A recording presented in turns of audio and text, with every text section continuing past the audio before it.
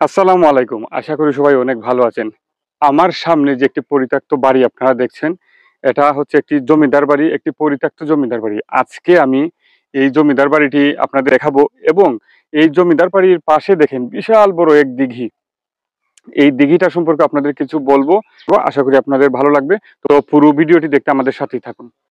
ঢাকা সিলেট হাইওয়ের মিরপুর ধুলিয়াখাল রোড ধরে কিছু দূর সামনে অগ্রসর হলেই হাতের বাঁ দিকে একটি রাস্তা রয়েছে।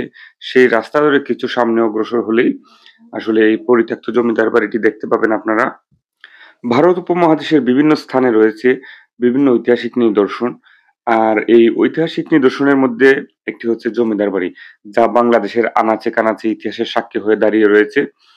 ভারত উপমহাদেশে মুঘলদের শাসনামল থেকে ব্রিটিশ শাসনামল পর্যন্ত জমিদারি প্রথা চালু ছিল।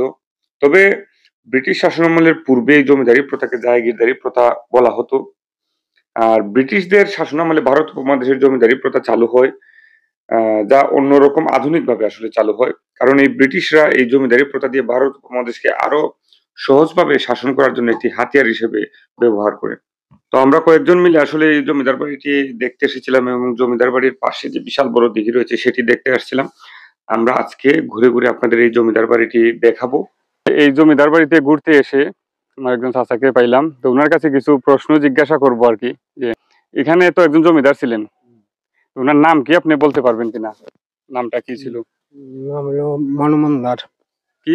মানমন্দার মানুমন্দার। তো উনার বংশধর কি এখানে আসেনি না? আছে, অনেকে আছে। দিকে আছে, এরা বাড়িতেই বাড়ি গেছে। তো এই জায়গাগুলা তো মনে হয় আপনারাই বর্তমানে ব্যবহার করেন নাকি? আমরা তো ধরো তাহলে আমরা আন্ডারে না, যে আরো বিভিন্ন জনের যে আমরা যে সময় রাখছিলাম অকলতা একসাথে পয়সা দেওয়া না কুলানো হতে বাইরের মানুষও রাখছে। মানে যিনি অনেকে আমার আছে। বাপসা আছে ওইজন, যিনারা আমরা ধরো যে বাপসা আর ঘরোয়া ভাই আছি 318 জন, 12 জন এভাবে যে বাতি যাওয়া হল মিলাইয়া প্রায় এখন বর্তমানে 40-50 জন জেনারেটর মানে 40-50 জন অলরেডি এটা শরিকান আছেন বর্তমানে এই জায়গাটা শরিকান আছেন। মানে বিভিন্ন সময় বিভিন্ন জন ক্রয় করছেন এই জায়গা। যাই হোক যা আইলাম, মানে খুব ভালো লাগলো। আর যে জায়গাটা দেখে আর কি, আর এদিকে তো বিশাল একটা দিঘি আছে। তো দিঘিটা মনে হয় পানিতে বর্ষার সময় খুব মানে ভর্তি থাকে। আমরা মাছের চাষ করি। মাছের চাষ করেন। বলি আপনারে, এটা কত বছর আগের ঘর আপনি কি জানেননি কিছু? এটা প্রায় 200 বছর। প্রায় 200 বছর। তো জমিদারেরা যে আসলে আজকে থেকে কত বছর আগে তারা এগুলা মানে গেছুন রাইখা, এটা কি জানা আছে? এরা বংশর মধ্যে ভাই 2 জন যারা আমরা দেয়া গেছে, এরা 2 জন আছিল, এরা 3 ভাই, এরা গেছে যে সংগ্রামের পর। বুঝছো? তো ৭১ সাল পর্যন্ত যে জমিদারের যে বংশধর তারা এখানে বসবাস করছেন। ঠিক আছে। এটা হচ্ছে এই পরিত্যক্ত জমিদার বাড়ির যে বারান্দা রয়েছে, বারান্দার যে দৃশ্য দেখেন কত সুন্দর ছিল। প্রায় 200 বছর আগের তৈরি এই বাড়িটি। আহ তখনকার সময়ে কত সুন্দর ডিজাইন করা হয়েছিল। যদিও একটু রিস্কি ছিল, ভিতরে সাপের একটা আতঙ্ক ছিল। তারপরেও ভিডিওটা করলাম। দেখেন এই যে এইদিকে একটি রুম আছে।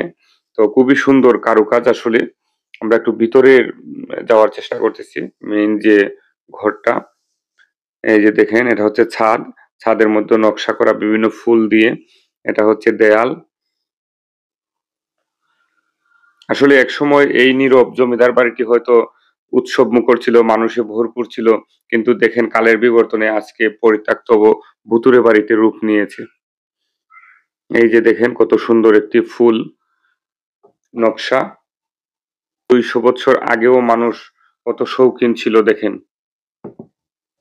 যদিও এই জমিদার বাড়ির সম্পর্কে আসলে কোনো ধরনের তথ্য আমি পাইনি। যারা বলছিলেন ওনারাও সঠিক তথ্য দিতে পারেননি আসলে। শুধু একটি নাম বলছিলেন যে মানু মজুমদার। উনাকে পাইছেন অনেকে, কিন্তু উনার যে পূর্বপুরুষ ছিলেন উনাদের সম্পর্কে আসলে কিছুই জানা যায়নি। তো আমরা এখন যে জায়গাটি আপনাদের দেখাবো সেটি হচ্ছে এই জমিদার বাড়িকে কেন্দ্র করে যে বিশাল দিঘিটি রয়েছে সেই দিঘি। যদিও এখন অনেকটা মানুষ সেচ কাজের জন্য, কৃষি কাজের জন্য জমিতে পানি নিয়ে গেছে বিভিন্ন সেচ পাম্প দিয়ে, যার জন্য এই দিঘিটি ও একটি পরিত্যক্তের মতো আছে। কিন্তু যখন বৃষ্টি হবে, বর্ষার সিজন আসবে, তখন হয়তো এটি আবার সেই আগের রূপ ফিরে পাবে। আসলে খুবই সুন্দর একটি দৃশ্য। এটা তো আমরা ঘুরতে ঘুরতে প্রায় শেষ পর্যায়ে চলে আসছি। এটা হচ্ছে জমিদার বাড়ির আরেকটি বিল্ডিং। তো দেখেন সবাই আসলে এখনো পরিত্যক্ত অবস্থায় আছে এবং বিভিন্ন গাছ উঠে গেছে। তো দেখতে, দেখতে আমরা প্রায় শেষ পর্যায়ে চলে আসছি। আমাদের এই ভিডিওটি আপনাদের কাছে কেমন লাগলো অবশ্যই কমেন্ট করে জানাতে ভুলবেন না। আর এই ধরনের বিভিন্ন ভিডিও পেতে ঐতিহাসিক নিদর্শন সম্পর্কে, পরিবেশ প্রকৃতি সম্পর্কে আমাদের পাশে সবসময় থাকবেন। ধন্যবাদ সবাইকে।